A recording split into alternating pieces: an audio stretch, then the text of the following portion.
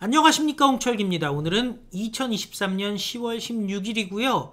오후 뉴스 시작하도록 하겠습니다. 민주당 제대로 역풍을 맞았습니다. 대법원장을 임명동의해주지 않은 민주당에게 대한변협이 들고 일어났고요.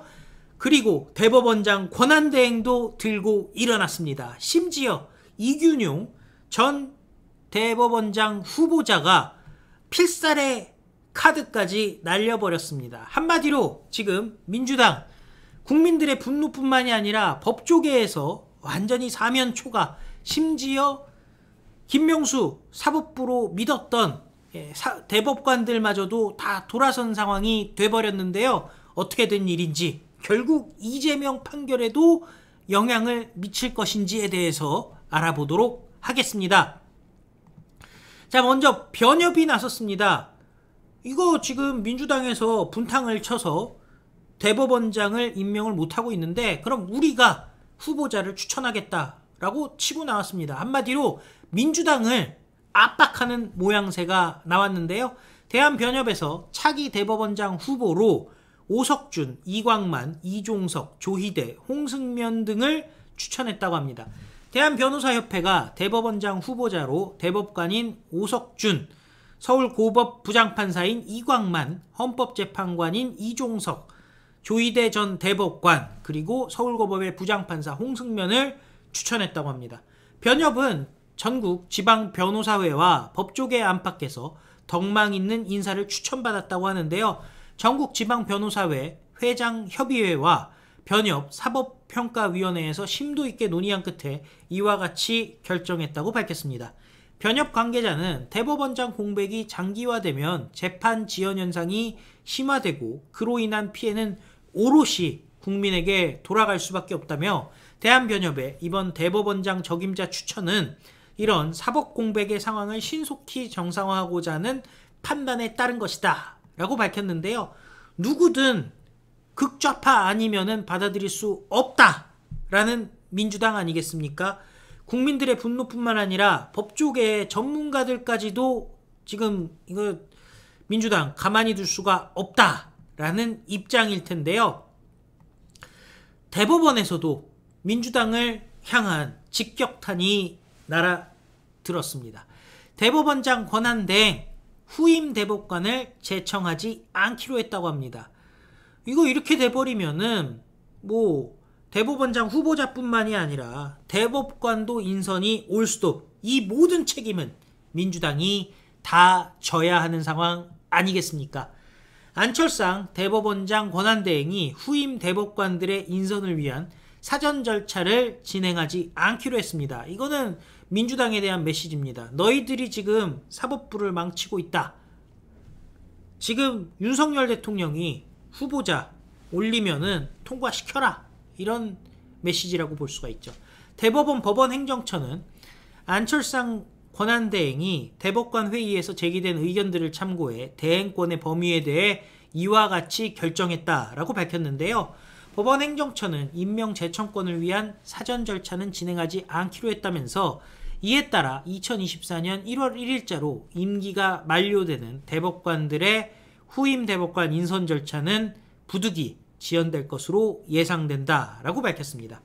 다만 향후 대법원장 임명 절차의 추이를 지켜보면서 필요한 경우 다시 대행 범위에 대해 논의하기로 했다라고 얘기를 했는데요.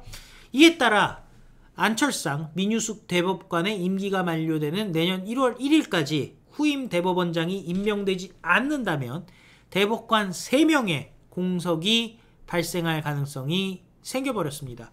이 모든 책임은 누가 지어야 하느냐?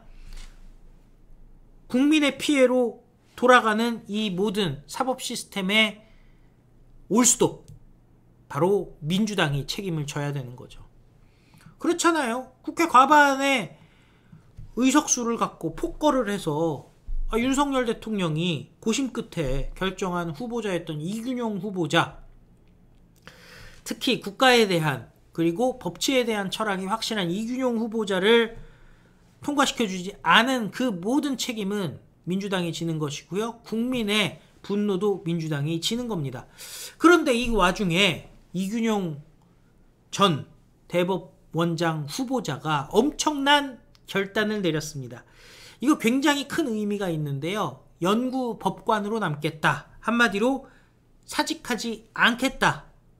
보통 보면은 대법원장 혹은 대법관 후보가 됐다가 안 되게 되면은 그러면은 법원을 떠나는 게 당연시 될 텐데 떠나지 않겠다는 겁니다. 사법부가 망가지지 않도록 힘을 쓰겠다. 여기에는 큰 의미가 있는데요. 어떤 의미가 있을까요? 이균용 대법원장 후보자가 서울고법 연구법관으로 법원에 복귀하기로 했습니다. 이균용 후보자는 지난 8월 22일 서울고법 부장판사에서 대법원장 후보자로 지명됐지만 민주당이 당론으로 임명동의안을 부결하면서 대법원장에 임명되지 못했습니다. 이균용 후보자는 서울고법 연구법관 발령을 앞두고 지인들에게 사법 시스템이 무너져가고 있는 위태로운 상황에서 혼자 법원을 떠나는 것은 도리가 아니다 라면서 법관으로 남아 사법부가 더 망가지지 않도록 힘쓰려 한다 라고 말한 것으로 전해졌습니다. 이균용 후보자는 현재 사법부는 재판 지연, 사법 신뢰 하락 등으로 시스템이 후퇴하고 완전히 망가질 수도 있는 위험한 상황이라면서 그간 쌓은 경험과 공부로 평생 몸담았던 법원이 나아질 수 있도록 기여하고 싶다라고 얘기를 했다는 겁니다.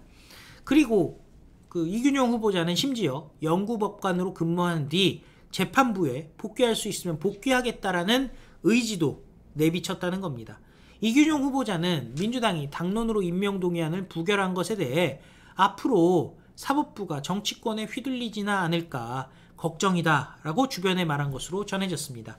특히 국회 인사청문회 과정에 대해 허위사실 유포나 야당 공세 등에 대응하면서 시간을 보냈다면서 법원의 미래비전, 청사진 등은 이거 제대로 인사청문회에서 다뤄지지도 않았다라고 얘기했다고 합니다. 이균용 후보자는 차기 대법원장 후보자와 관련해서 현재 법원의 상황을 잘 아는 분이 나와야 된다는 의견을 피력했다고 하는데요. 김명수가 재임한 6년 동안 법원의 분위기나 업무 환경, 법관 구성 등이 많이 달라진 만큼 새 대법원장은 이를 잘 파악하고 해결책을 내놓아야 한다는 취지인데요. 이균용 후보자는 재판 지연 등 문제에는 복합적인 원인이 있는데 해결이 어렵다고 겁나서 이를 회피하면 사법 시스템이 붕괴될 수 있다면서 작금의 법원을 잘 아시는 분이 용기 있게 나서 줘야 된다라고 말한 것으로 알려졌습니다. 지금 나가서 전관예우 받을 수도 있는데 나가지 않겠다라는 것, 사법부를 제대로 부활시키겠다라는 것, 제대로 고치겠다는 게 이균용 판사의 입장인데요. 사실 여기는 굉장히 큰 의미가 있습니다. 자, 대법관도 1월 1일까지 만약에 임명이 되지 못하는 상황으로 갈 수 있는 상황이 됐잖아요. 대법원장 권한대행이 대법관 후보도 임명하지 않겠다, 추천하지 않겠다라고 얘기를 했으니까요. 그러면은 이런 상황에서 내년 총선 4월 총선에서 국민의힘이 승리를 거둔다. 대법원장 내지는 대법관으로 이균용 대법원장 후보자가 충분히 복귀할 수 있는 상황이 되지 않겠습니까? 한마디로 민주당 간담이 서늘해지는 겁니다. 언제나 어떻게 보면 자존심 때문이라도 벗어날 수 있는데 자존감이 뛰어난 사람들이 자존심을 접을 수 있어요. 이균용 전 후보자가 다시 재판부로 복귀할 뿐만 아니라 대법원장 혹은 대법관 후보로 복귀한다면 민주당 아주 벌벌 떨 수밖에 없겠죠.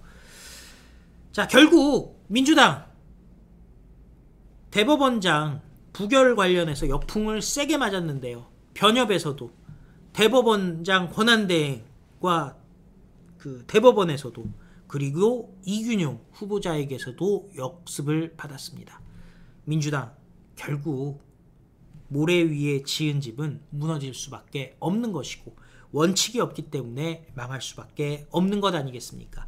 시청해 주셔서 감사하고요. 또 민주당 망하는 그날까지 흔들리지 말고 윤석열 대통령과 함께 우리 모두 미래로 나갔으면 좋겠습니다. 다 같이 외치겠습니다. 우리는 승리합니다. 감사합니다. 안녕히 계십시오.